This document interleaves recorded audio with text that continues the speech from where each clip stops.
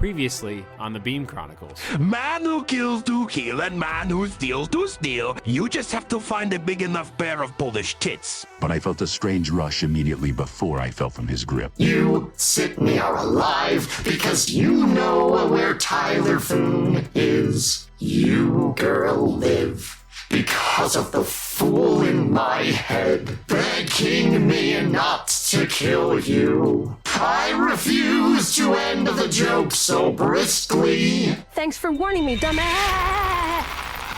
Communication is maintained by the Tikik interaction. I was eternally banished to your prison of a realm. Have them arrest this man on anomalistic suspicion. If anyone's getting arrested around here... I am entitled to hold you for 48 hours observation. Yeah, I got this weird, telekinetic memory thing going on these days. The Tikik interaction moves faster than my brain. I can juggle a few hundred tasks at once if I leave it up to instinct and keep my mind out of it. Goat. I'd seen some fucked up motherfuckers in my time as an equalizer, and maybe it was something more than this creature's appearance, his energy. New World Order, you in? Let us deprive this genocide of a bit of its forward thrust. He's here, Cid. Right outside of HQ. Quez is here. These are the Beam Chronicles, with your host, MJ Dooney. Book 3, Cataclysm, Chapter 13, Cidney Kovorski.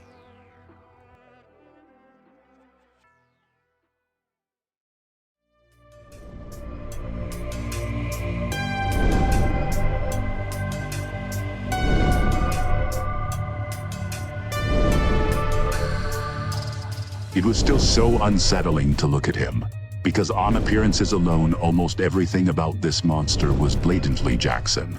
From head to toe, he was my brother. The same one I had spent the last year saving from himself, the same one I had cared for above all else. When I saw him, legs crossed hovering above the snowy ground of the woods surrounding HQ, awaiting our arrival as Charlie grouped us to him, all I wanted was to bring him home, to help him. It was Jackson. But then it categorically was not, for the subtlest reasons. The pride he exuded. Upturned chin, puffed out chest, arrogant sideways smile. The way he allowed the power to ooze out of him, recklessly radiating it without consideration or care, evidenced by the way his shoelaces and the strings of his sweatshirt rippled chaotically, the way his long hair billowed and stuck out from all sides of his head, and the way his shaggy beard floated like it was submerged in water. And of course his eyes, so startling and vibrant, the most uncanny shade of blue. He was obviously Jackson and obviously not, for as contradictory as it seemed, it was the most accurate way to describe him. I thought I had requested, He sang out in that symphonic voice that had almost ceased to be disturbing. not 10 seconds ago, that I did not want to talk to you. Just Cidney. I shot Charlie a disappointed frown, expressing my displeasure that she had already attempted to face him without me. She essentially ignored me, still not quite steady with the concept of what Queztopo was, to speak to him without spitting in fury. Like I would fucking let you talk to him without me standing here listening. I don't really care what you will allow me to do. That's mutual. This doesn't involve you. I'll be the judge of that. I can't focus. It was the first time he relaxed the constant melody of his voice, only barely and slightly, straining into the stringent to articulate the sincerity of his discomfort. When you're standing there, when he sees you, it's bedlam. Like a swarm of gnats rattling around my skull, he's utterly relentless. She blushed, maybe even smiled softly, and in spite of the ruinously inappropriate timing, I was glad to see her approach happiness. I thought you thought it was funny, the way he fights for me. It's hysterical, but when I have business to attend to, it's also distracting. How is he? I asked, a bit sheepishly, considering the being I was talking to was the warden of my brother's prison. Jackson, how is he?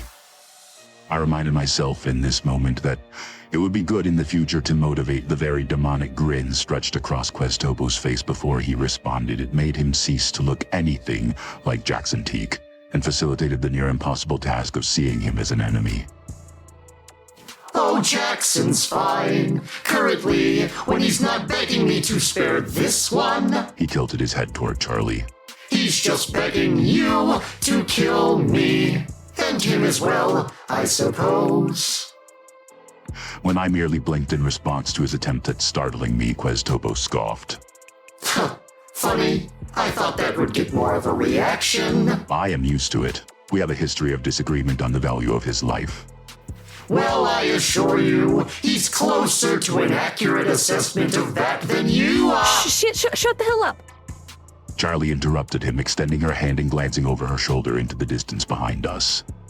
How dare you interrupt me to tell me to— Shut the hell up. This time she looked straight at him. I would have found it humorous how effectively she managed to silence the warrior general and supreme ruler of the Jingari people of Jingar, but obviously she was sensing something rather disturbing, so I tried to remain silent. Christ, Cidney. How long does a hold for anomalistic suspicion last? 48 hours. I answered directly without first considering the implication of the question, but quickly it dawned on me what she was sensing. Peter Cranston. Oh no, he would not be so stupid. Yeah, he would, and he's got a small group with him. She informed me, closing her eyes and meshing her hands over her head. 20 or so equalizers all decked out with weapons, a few mech suits marching right toward us. Holy shit, he's an idiot. He is an idiot who stands in authority. With the arrest clearing, any somewhat neophyte equalizer would know no better than to follow him into battle. He could command it, they would have to follow. Equalizers do nothing better than follow, especially when issued a direct order. I will not be so casually ignored. You can't take the hit? He gritted his teeth. Charlie, go reason with them. Me? They won't listen to me. I don't even have an official title here anymore. And I assume he pulled from the rookies because they're the only ones who'd listen to him. They probably don't even know me. Let me bring you. And leave him alone. I shifted my eyes toward Queztopo, who chuckled softly and menacingly. Bring you to them and then group back to watch him. I think not. I will not leave you alone with him. Because I totally can't handle myself, right? Charlie, if I lost you as well. If I lost you, Cidney. We could just wait for their arrival and let me kill them. Queztopo's musical voice contributed to the debate. Both of us leered at him but did not speak, so he continued. It would be a favor to you, Kovorski. Teach your army a lesson about insubordination. Only 20 or so men. Surely you would not miss them, broad strokes. The loss would be worth it for the example alone. I was about to retort, to definitively lay out the differences between our leadership strategies, put myself on a pedestal of morality I surely was not deserving of. When a thunderous boom in the distance derailed the conversation. Ah, damn it. He just deployed his entire payload of artillery. Like, beyond the fact that he's out of his depth, does he really think it's strategically sound to launch everything at once? Useless, horrible dumbass. Get them, Charlie, get the weapons. Why doesn't he get them? She pointed at Queztopo, still pompously and peacefully hovering with his legs crossed. He's more than capable. We need to protect Jackson, Charlie. We need to do it. First and foremost, against any aggressor, we cannot leave it to chance or rely on anyone else. Yes, protect me, love. Queztopo arrogantly sneered, punching the last word with such biting contempt I watched her fingers curl into twitching white-knuckled fists. She had no time to retaliate and she grouped away, in pursuit of the advancing assault from above. Queztopo finally landed from his cross-legged hover, began proudly striding, arms folded behind his back in the direction of Peter's brigade, now scarcely visible in the distance. Come, Cidney. He smugly beckoned for me like his slave. And catch the stragglers, would you? Should she miss one, you may well be my last line of defense. I snarled, but could do nothing to deny him the temporary power over me. He was right. Charlie surely would miss none of the missiles, but in the rare case she erred, I had to protect the body Queztopo was possessing, even if I loathed Queztopo himself. And the absurdity was not lost on me as I walked along beside him, his unwilling bodyguard against the organization I was the leader of, gaining ground toward Peter and his advancing band of equalizers, as Charlie flitted around overhead, reducing the falling bombs and bullets into dust at a pace too quick to comprehend. The two of us had seemingly moved onward from doing nothing to stop Queztopo to openly assisting and protecting him. It left a feeling in my gut so foul, I could not even describe it. The timing checked out conveniently, just as Charlie finished deflecting Peter's barrage of weaponry. Regrouping soundly beside me, Queztopo and I had reached our standoff with Cranston and his 20 shivering fools. Well, I see your true loyalties are coming out, eh, guys? Peter theatrically asked loudly enough for all of his followers to hear. Retreat at once, I commanded, ignoring Peter and instead addressing the crowd surrounding him. This meeting has not advanced to violence yet. Should it, you will die. Mark my words, you are all in over your heads. You're under arrest, Cidney. Charlie too, and Jackson, so obviously. Hey, Peter, how's it going, buddy? Queztopo brought out his impeccable Jackson impression, and I could not accurately assess whose smug was more self-satisfied, his or Cranston's. Well, with Howie arrested and the Capitol destroyed, officially I'm the acting president of the United States, so yeah, not too bad, and it's about to get much better, Teak. I'm about to save the world and take you down all at once. The game is up. It's finally time for the three of you to be held accountable for your actions. You and you. He pointed to the two nearest equalizers on either side of him. Shoot him down. For years, I had witnessed my friend telekinetically catch bullets with effortless ease, to the point where it had become a passing, almost instinctual effort. So the very concept that Peter thought a pair of armored gunmen could thwart Jackson Teak, much less Queztopo, only illustrated how ruinously and ridiculously unjustified his swagger was. Some part of me knew it was all for show, appearances, like everything about Peter, firm albeit stupid orders, demonstrating to the equalizers around him that he would not back down or be so easily bullied by us. He misjudged the peril. He misjudged Queztopo's apathy toward humanity. Queztopo would remedy this misjudgment.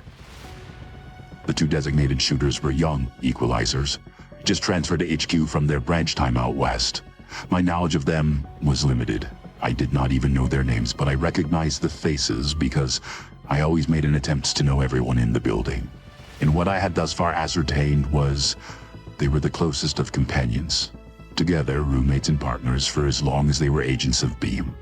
One of them even waited for the other to get upgraded to HQ before he went, sacrificing the promotion all equalizers literally kill for to ensure he would not leave his best friend behind.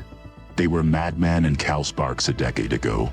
They were Jackson and I a few years ago. They were brothers. And they glanced toward each other one last time, gulped, and unconfidently directed the sights of their rifles toward Queztopo.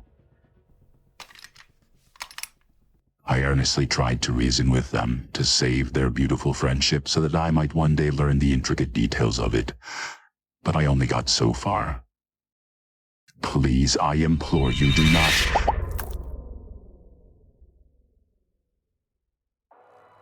There was an audible, almost cartoonish pop-pop, as the two young men splattered into a gory burst of red, demolished to human pulp without so much as a scream, a wince, the time it required to react at all.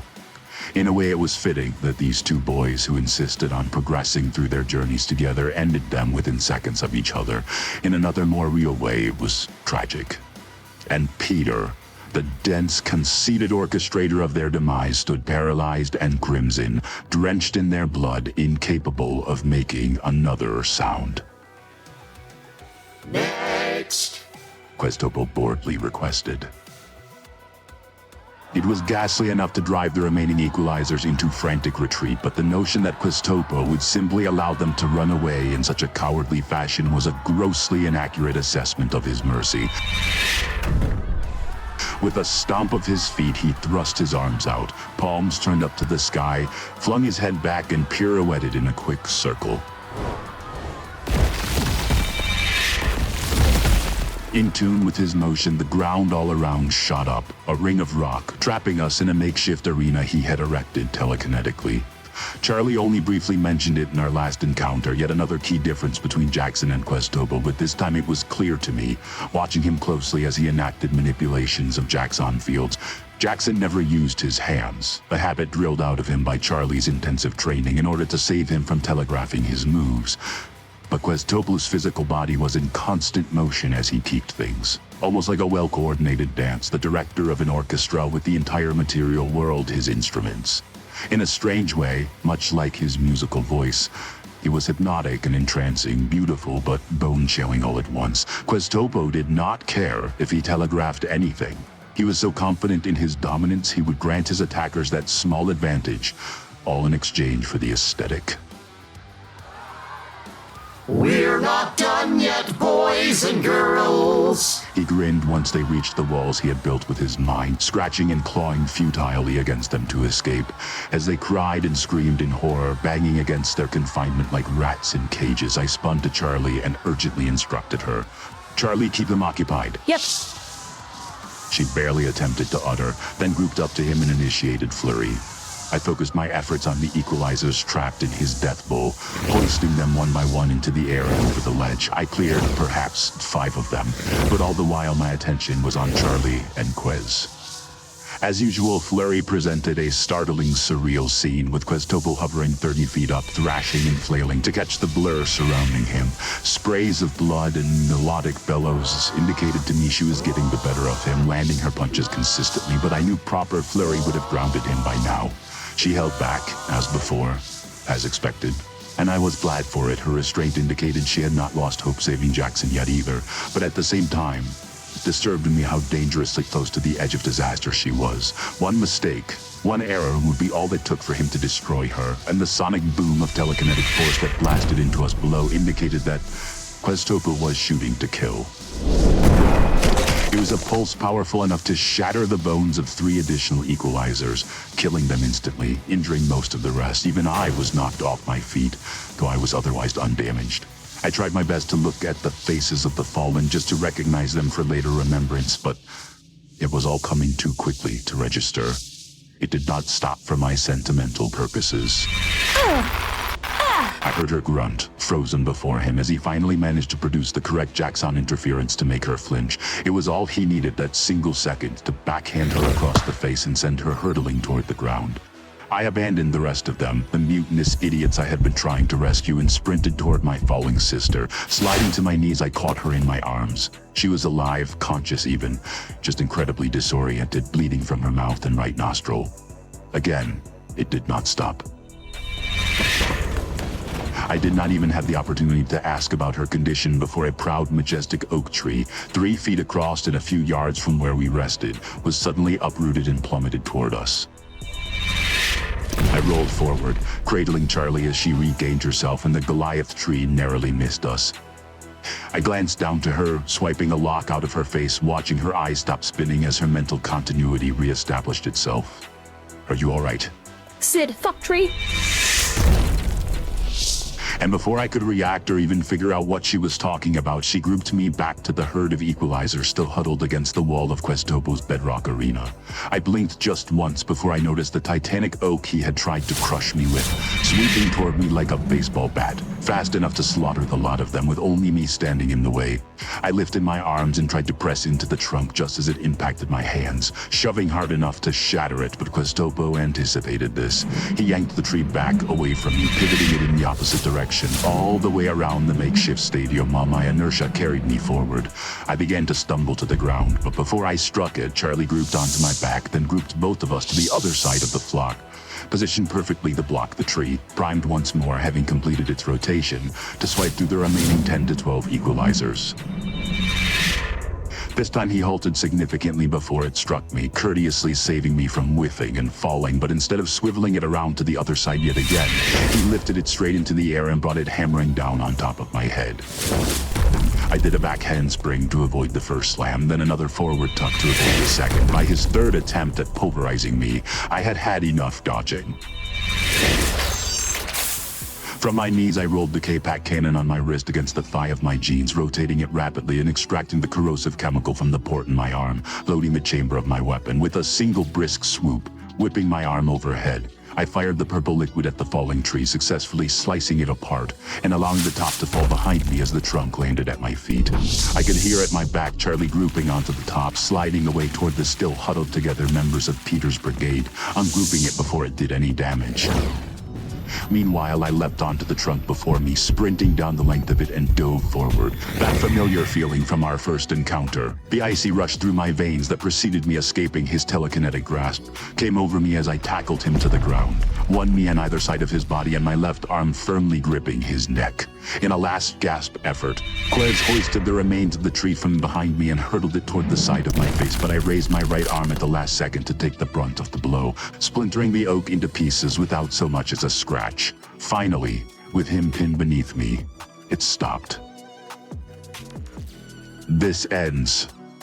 And smirking, he lifted his hands up, signaling retreat. Sure, I've had my fun. Lower the wall. And with a powerfully exasperated roll of his shimmering blue eyes, the rocky coliseum that he had constructed for the brief battle fell back into the ground. I released his neck and got up to my feet, spinning to face Charlie and the survivors of his bored massacre, committed purely for the thrill. Still, we had to count ourselves lucky. Of all Queztopo's malevolent whims, this ranked amongst the least destructive. All of you return to headquarters immediately. I will find suitable penalties in due time, assuming you have half the intelligence required to survive.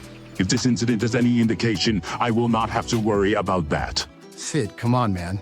One of them I could not identify squeaked from the back. Cranston gave us an order. Hear this order now, and share the news with whomever will listen. Peter Cranston was an idle, obnoxious idiot when he had a claim to authority, but that authority stems from a demolished administration run by a convicted prisoner, and I am hereby revoking his claim. From this moment onward, he is a powerless, insignificant civilian. And as such, he has no say over any action you or any member of this bureau takes. He is nothing. And that is the regard you owe to his commands. Are we clear? Yes, sir! Good. Now retreat. All of them did, pausing momentarily to fetch the corpses of their deceased comrades, or at least the three with some bodily remains. Only Peter lingered behind, still soaked in blood, thunderstruck, petrified and blinking. I did not have the courtesy in me nor the regard for his well-being to shake him from his shock.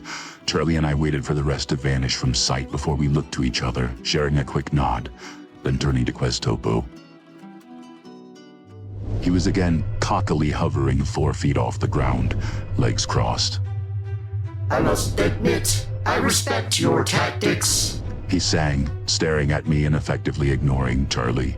The mercy is commendable. It makes you a compassionate champion, the sort many would follow into battle. It is a powerful motivator being well-liked. My people's history is full of generals who have won great wars on that alone. These methods differ quite drastically from mine. Granted, were it a battalion of my armada that launched an attack without a direct command from me, I would simply turn my back, permit them to perish for their folly. I would not punish 20 men for the folly of one. I snarled at Peter, trembling behind me, ostensibly still too terrified of Queztopo to run away as the rest had. Ha ha ha ha ha ha ha! You hate this man? Entirely. Ha ha ha ha ha ha! Jackson hates him as well. Personally, I have to admit to some level of fondness for him. For the longest time, I thought he would be the key to my release. More than once, he was the closest we ever came to killing someone. Perhaps I'll kill him now, in spite of my fondness, as a peace offering to Jackson, just to make him relent slightly in his incessant struggling. Would you like that, Jackson? It gave me a disturbing combination of hope and dread that Jackson was still lingering in his head and fighting for control. In a certain way, knowing that he refused to give up against insurmountable odds inspired me to press on as well. Yet being aware of the unbearable torture he was subjecting himself to, watching this alien destroy the world and his body, his name, made me want to tear my heart from my chest. Peter broke me out of my emotional waffling, finally turning to sprint away from us and back toward HQ upon hearing a threat directed straight at him. Cranston was not the most physically fit, and Queztopo laughed heartily as he ran. I spun to glance at him just as his foot caught in a root and he tripped to the ground. At this point, I myself was forced to smile fiendishly, watching Peter stumble back to his feet. As Queztopo doubled over, Charlie merely folded her arms. Oh, what a pitiful little nothing! He exclaimed, wiping the tears away from his cheeks. Tell me, Cidney, how do you stand it, being subservient to such mortal, insignificant creatures when you yourself are a god? Can you not just ask Jackson that question? Oh, his excuse, I know. In spite of his hatred, he refuses to kill Peter out of some moral altitude, some appeasement of his own quest for self-worth. And it's pathetic, but at least I understand it for its consistency. You, on the other hand, you've killed tens, hundreds, maybe thousands of people you had never met. Yet this man and men like him, men you hate, you allow them to live. Why? Explain it to me, please. I'm curious. It may be too complex for you to comprehend. I shot back, still slightly put off by the way he called me stupid in our last encounter. He grinned at my dig, but granted it no legitimacy beyond that. I comprehend that for the longest time you were in chains. All three of you had no choice. You could not act of your own accord. That is why you killed the others, the innocents, or at least that's what you tell yourself. It was beyond your control. The blame is to be assessed higher up the chain of command, something like that. Wrong. I accept full blame for what I have done in the past. Yes, the martyrdom thing. He exhaustively rolled his eyes. The quick victim trigger, another trait you all seem to share with Jackson. I wonder if it's learned behavior, if he inspired it in you, or if you're honestly that simple. In any case, we're getting away from my point. The shackles have been broken, Cidney, at least from my understanding. Peter Cranston's death would have no impact on you. In fact, doing it just now, killing him as he scurried away like a rat, you could have blamed me. Nobody would have known any different. And yet he lives on. Why? Why do you not eliminate the men you despise? Because I might need him. Once we thwart you and return Jackson to control of his body, the world will be against us. I need Peter to help spin public opinion back to our favor. He is every kind of rotten, but he is good at what he does. He may be useful to me down the road, and so I grant him his life. In spite of my loathing, he lives, because I need to use him. And his smile crept across his face as gradually as cold running molasses. My, I have misjudged you, beast. You are every bit as practical and strategic and calculating as any Jingari warrior. Perhaps there is a place for you in my new regime. Holy shit. Are you trying to recruit him right now? Is this what all this is about? Queztopo ignored her, having already expressed his will for her to be elsewhere. It will be a new world order with you near the top of it. Power beyond your wildest dreams, anything you desire. What do you think, Cidney? I think not. And why is that? I partook in a new world order once, and that was one I believed in with every fiber of myself. It failed. To enduring consequence. We were just recently recovering from the aftermath of its collapse. Perhaps you would do better to direct your appeal for allies towards someone without such a bitter taste in his mouth from the last coup. Ah, but your last coup was led by a man! He proclaimed, throwing his arms out and hovering a few extra feet up, sending the snow on the forest floor spiraling around his body. A feeble attempt to impress me. I had seen more startling demonstrations even from him. Forgive me for forgetting. I bowed in mock contrition. You look quite like a man to me. He frowned at the comparison, but it did not deter him from his bluster. I've never failed, you know. Through my entire rule, since early childhood, I have a flawless record in conquest. I don't lose. If you do not lose, then why were you banished to this realm in the first place? It apparently stimulated memories he was trying to suppress, as evidenced by the constant steady twitches of his snarl. I am not here to talk about my history, nor to fight you, brute. So why are you here? Charlie again attempted to insert herself into the conversation. I don't want her present. The song-like quality of his tone faded again ever so slightly. Tough shit, I retorted. You people, you do choose odd moments to stand up to me. He chuckled, shaking his head. You realize I'm on your front porch, right? And I understand you hold no nostalgia toward the organization it houses. But the building itself is the closest thing either of you have ever had to a home, not to mention the people inside who will die when I knock it down. Closest to your family. It'd barely require any effort to pulverize it to dust. Yeah, so why haven't you yet? Queztopo sighed, squeezed his eyes shut, spun his head to face her, then forcibly pried them open. I beg your pardon. He finally addressed her. You've gutted the military. Like, to the point of disbanding in only 2 days. It's not just them. Police, FBI, hell, Lane told me this morning you've accepted surrenders from certain whole countries. Yes, well, only the ones you'd expect. And I doubt many more will take that option. I was recently informed that the concept of surrender is rather different on Earth than it is back home. On Jingar we have a touch more dignity. Yielding in battle ultimately results in ritualistic murder of the surrendered. We would not be so cruel as to permit them to persist in living with such humiliation. Apparently here that's not quite the etiquette. Customs run much closer to Endako customs, or even Unish diplomacy, neither of which I'm fully versed in.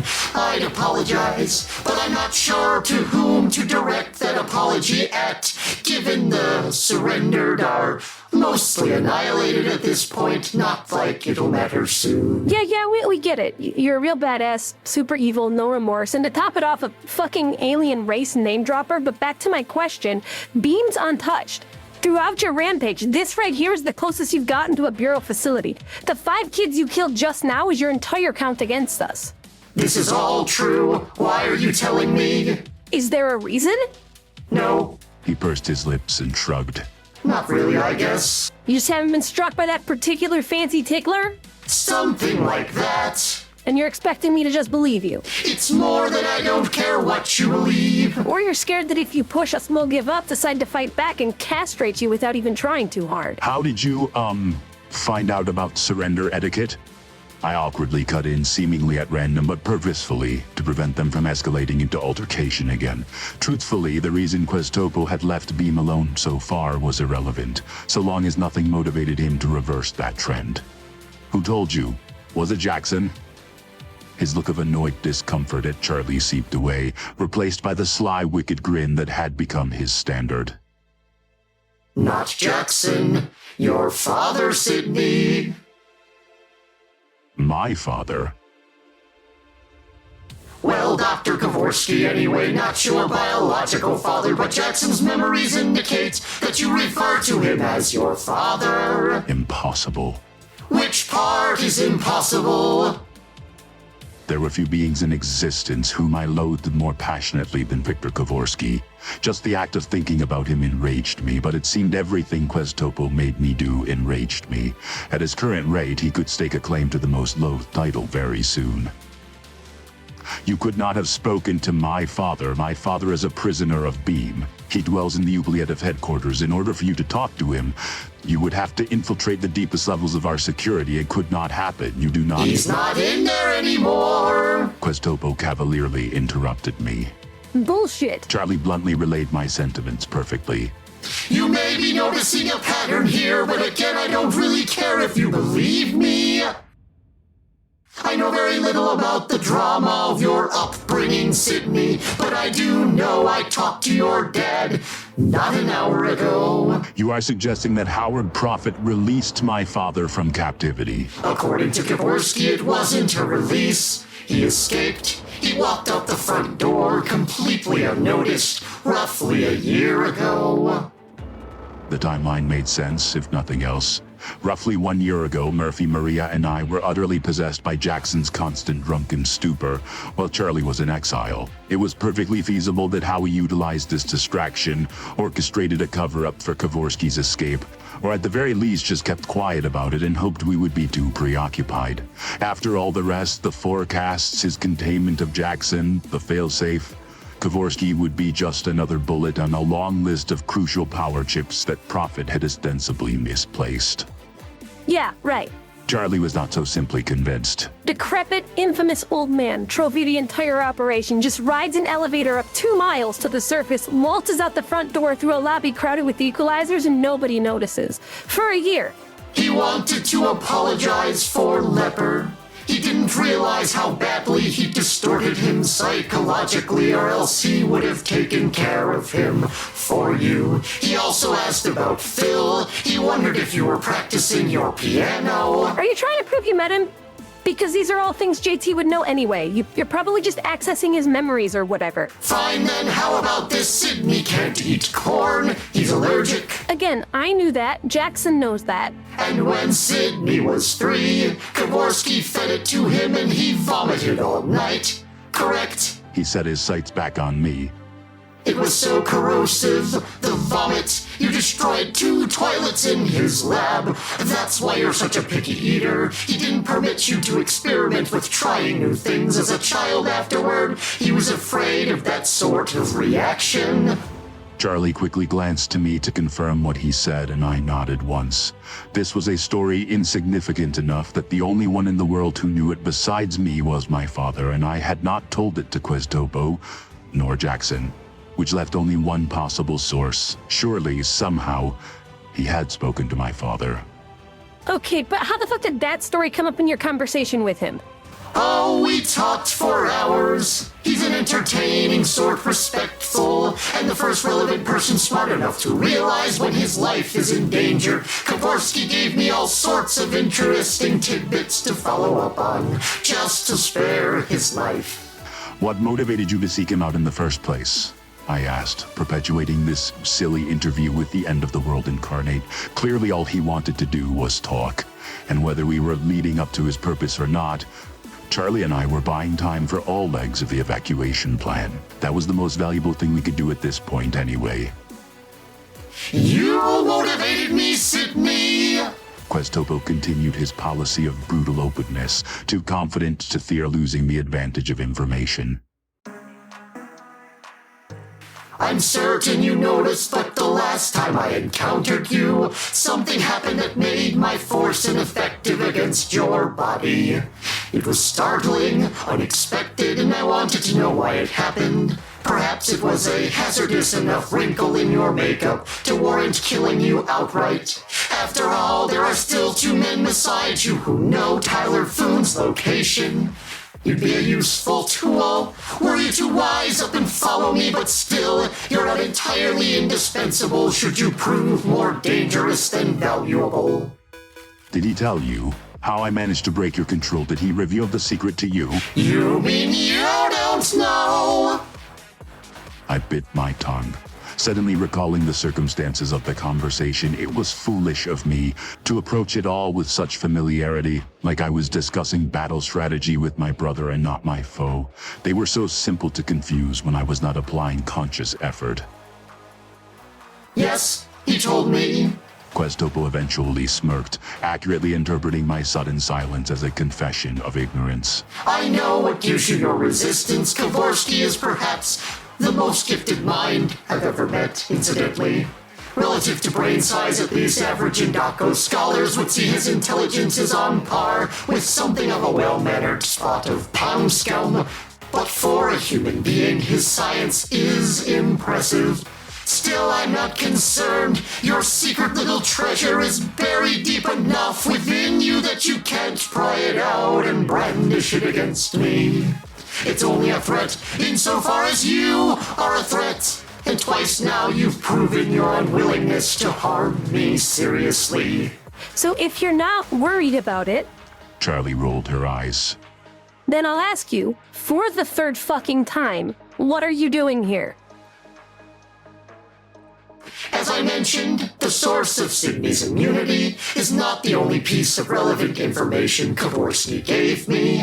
In fact, he shared with me something much more interesting, and that is the reason I came here. I'll move on now, if the two of you are done asking me questions. He tilted his chin, peered down his nose at us, showcasing his boundless vanity, and Charlie and I snarled in unison. Perhaps the whole display was a ruse to shut us up, but it worked.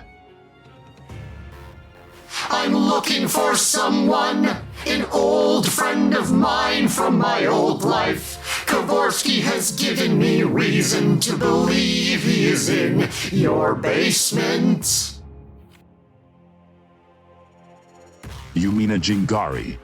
My father has led you to believe there is another Jingari warrior in our dungeons. It was feasible. The dungeons were full of dastardly people imprisoned for their unearthly powers. Surely one of them could have been housing a pan-dimensional alien lying latent for all of these years, just like Queztopo was in Jackson. But we had fought no other telekinetics, at least not with abilities as powerful as his. It's not a Jingari. The person I am looking for is Indako. I see. And what do Indako do? So we can perhaps confirm or deny your suspicion. I think you'd recognize them on sight. And why is that? They are not banished. They are not in a person like I am. They are fully an Indako in mind, body, and Dolrog. A quizzical look splashed onto Queztopo's face as he furrowed his brow for a second. Dolrog? He repeated the nonsensical word. Strange. You don't seem to have a word for that. In any case, my friend, the Indako, you would know if they were there. They are far from human. Alright, first of all, we don't know who the fuck you're talking about. Second, even if we did, what do you want with them? Just to talk. Oh, okay, cool. Fuck you. This is a very risky person to keep locked up. So we should give them to you. You don't even know, you ignorant child. Indako, while physically weak, are incredibly dangerous creatures. You'd be wise to allow me to divorce you from the situation entirely. Do you, not have the phrase fuck you on Jingari? Jingar, the planet is Jingar. Jingari refers to the people and the language. I'm so terribly sorry. The Indako. Suck my Indico. I need him. Give us Jackson back then. We'll trade you your buddy for ours. You think I'm here to negotiate? You really think you stand to dicker in this situation? You foolish little girl. Have you not been paying attention? Do you even know? Do you not even realize that? He faltered off, grinned devilishly toward the ground, then lifted his chin. Well, perhaps this will persuade you to succumb to my will. Did Jackson ever explain to either of you a concept he called telekinetic memory? Queztopo folded his arms behind his back, landed from his hover, and started pacing around us. It essentially boils down to a simple concept. Human brains are poorly suited to comprehend the force controlled and generated by the Jingari. They're too unidirectional, too focused and specific. There's no room for the free-form, multifaceted symphony of it all. Unfortunately for me, while I possess this body, I am bound by its biology. It took some adjustment. But Jackson happened to have found an interesting way to overcome his natural limitations, a sort of subconscious control. In a sense, he guides the Tikic interaction with his thoughts, very generally and vaguely, but permits the force itself some leniency to develop, expand, evolve naturally on its own. It's quite complex, foreign to the human experience, and truly brilliant. I give him much credit for developing the idea, especially without previous knowledge of how powerful the TI could be with the right brain to manipulate it, what it was supposed to feel like. He simulated that pretty nicely. Now, being a native of Jingar, I have that previous knowledge, which has most conveniently permitted me fast access to his workaround for generating highly convoluted Jackson fields. That, combined with my lack of restraint, has made for a rowdy tour de force, the bulk of which I'm sure you've been following. But why am I telling you all of this? To verify that using this so-called telekinetic memory, I can count the deaths. And to confirm that I have, in fact, been counting every life, every heart I stop, every breath I steal away, every body I crush. The best your people can do in the hectic madness is to estimate, but I know precisely the number of people I have slaughtered in this conquest. Care to guess? We merely glowered at him, but he quickly revealed the answer, incapable of withholding his bragging for another second. 1 billion.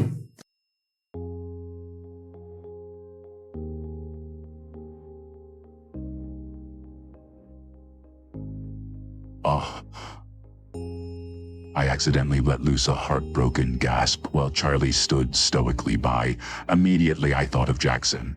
How he could sit there with that counter in his head rolling up to that number and still have the fortitude to struggle for control of his brain was beyond me. In itself, the number was something I could not even conceive of. 1 billion people murdered over the dastardly whims of a dimensionally misplaced tyrant.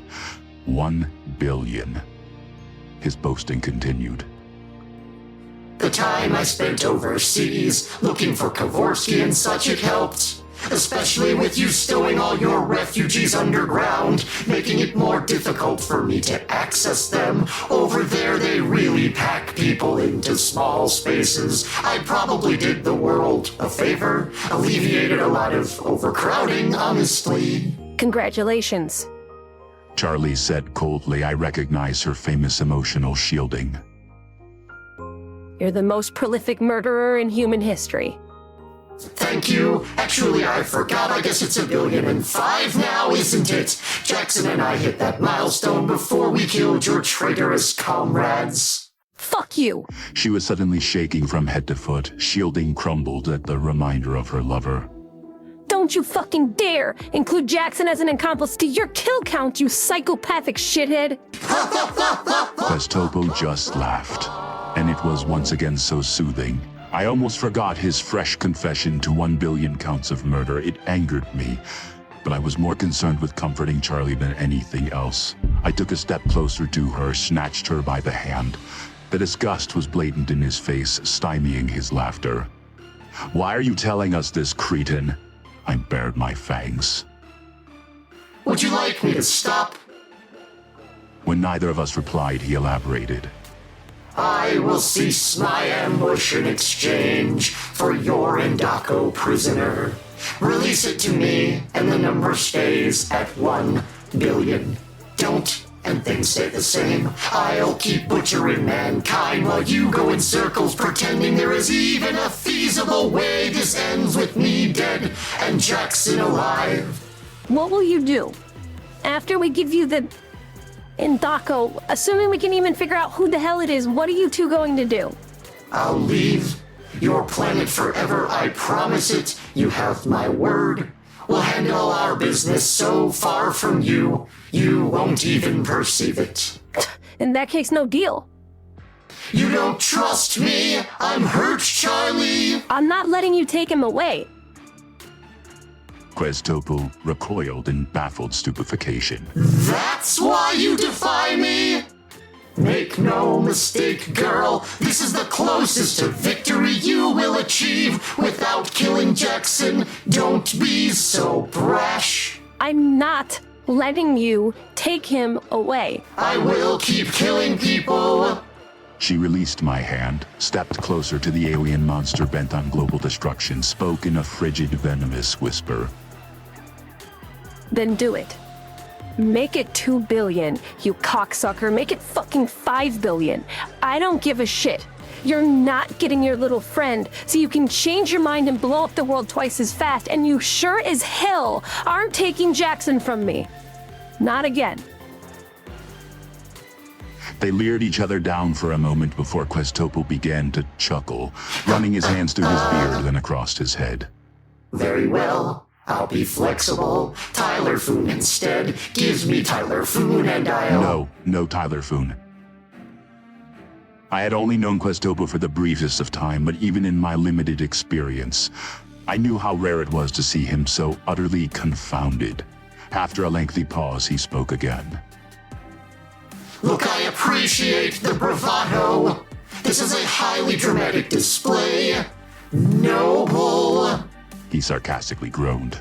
But let me remind you, too, that you are gambling with more than your own lives. This is the fate of the entire world. Even Jackson is begging you to take either of these offers, and he doesn't care which. Don't be so vain. Don't be so foolish, so destructive, and so selfish. I am being reasonable. I am relenting in my conquest, and all I ask for in exchange is either Tyler Foon or the Endako prisoner in your basement. And we are politely denying you the right to dictate how this ends. When we bring you down, you will be downed on our terms, not yours. No, see? No, that's not it at all. He distorted his mouth, furrowed his brow. If it were just a matter of pride, asserting your dominance over me at the cost of everything else, I'd understand that. Hell, I'd even commend it, but this, I just can't. I assumed once I had proven to you the extent of my destructive ability, told you just how many had been slain, you would... He turned his head down, glancing sideways into the ground and speaking softly under his breath. Are you the same? Were the roles swapped? Were it one of them in here and you out there? Would you kill them to save humanity? He continued his empty gaze, waiting for Jackson to answer. Seriously? Even you? Apparently he got his reply. I was certain what that reply was. Oh, very well. It seems the three of you are stalwart in your protection of each other. Surely I am dealing with a motivation here I am utterly unfamiliar with. For the life of me, I don't understand it. That doesn't mean it's wrong. So I have one last offer, and if you deny this one, we'll return to our ridiculous warfare in which I slaughter indiscriminately while you just bury everyone you can find. I will give you 3 days. 3 days of pause, free from my wrath, and in exchange all I ask for is a moment to talk with Howard Prophet. Howie? What do you want to talk to him for? That is not your concern, and so I will not elaborate. You have one chance at this deal without further explanation, a moment to speak with Howie for 3 days of peace. I thought for a second about Leper's advice on the person who kills for the sake of killing, how easy it would be to convince him to stop. 3 days of order in exchange for a conversation with Prophet did not seem to be the style of distraction Micah had suggested. Far from, Polish tits. But it was a bargain that clearly favored us. So long as we monitored their discussion, held Prophet back from treachery, what could we lose? I glanced over to Charlie, who merely shrugged. Then I nodded. Very well, giving her the cue to fetch our former leader.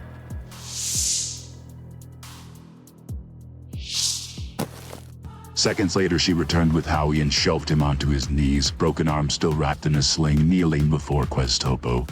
I could accurately guess she spared no time explaining where she was taking him by the way he panted and darted his eyes around once she had regrouped him. Meanwhile, Quez hovered above the ground, grinning in content pleasure like a wicked jester, watching Howie slowly lift his face and rise to his feet until they made eye contact. Queztopo, is it? Howie calmly and confidently sneered.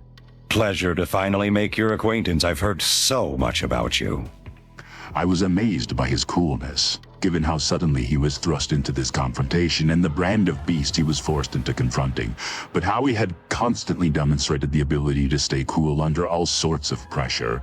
It could be there was something we did not know at play, protecting him from the worst of it. Were at the Old Prophet, I would bet on that. Given recent events, I was sure he was bluffing.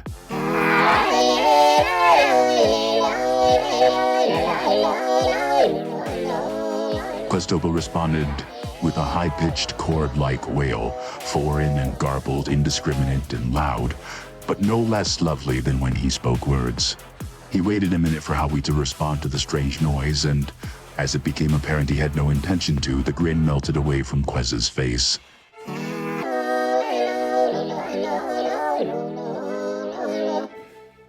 He cooed yet again, this time less authoritative, softer and trilling.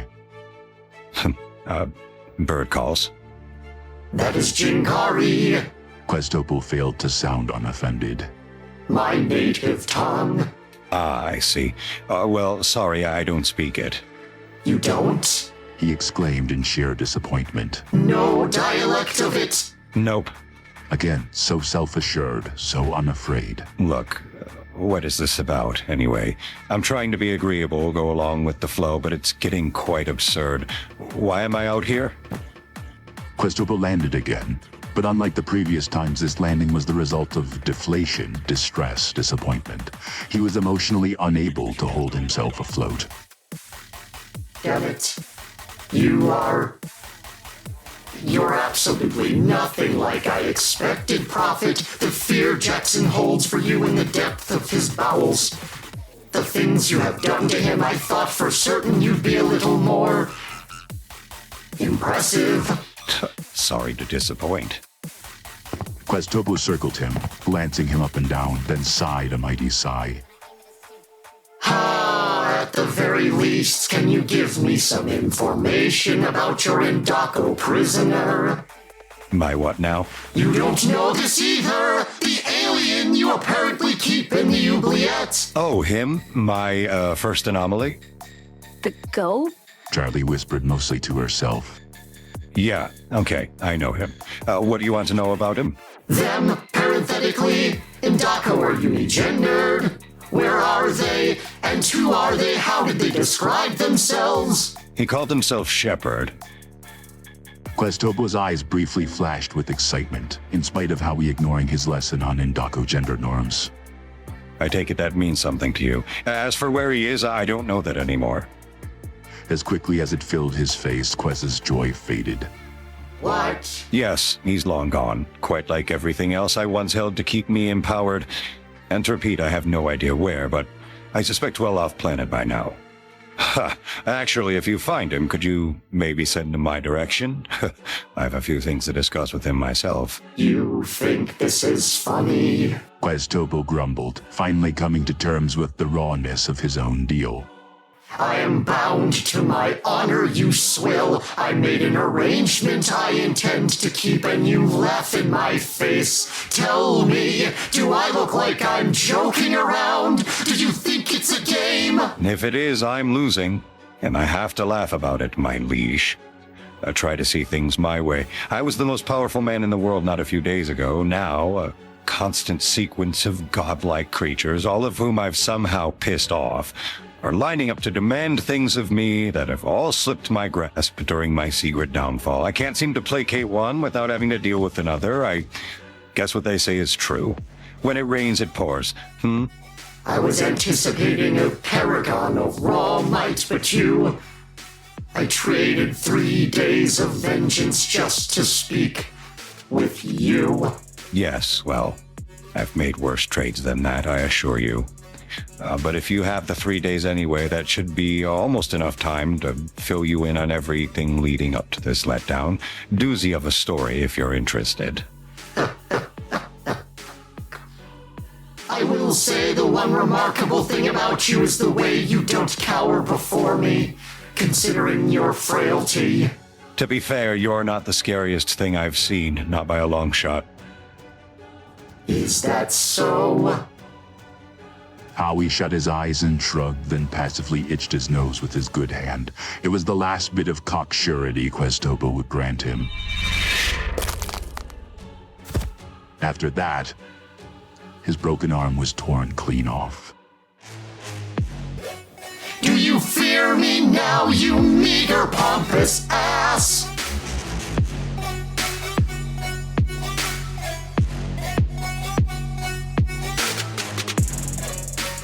Thank you for listening to the Beam Chronicles, a fiction podcast written and produced by me, MJ Dooney. Follow me on Instagram, YouTube, TikTok, and Twitter for absolutely no reason other than to show support because I still don't know how to promote the show. 5 stars on Spotify and or Apple Podcasts would be swell. Email me, beamchronicles@gmail.com if you want to chat. I also have a Buy Me a Coffee, which is buymeacoffee.com/beamchroniv, or click support the show in the episode description. But there's no perks because, once again, I still don't know how to promote the show. Tell your friends about it, I guess.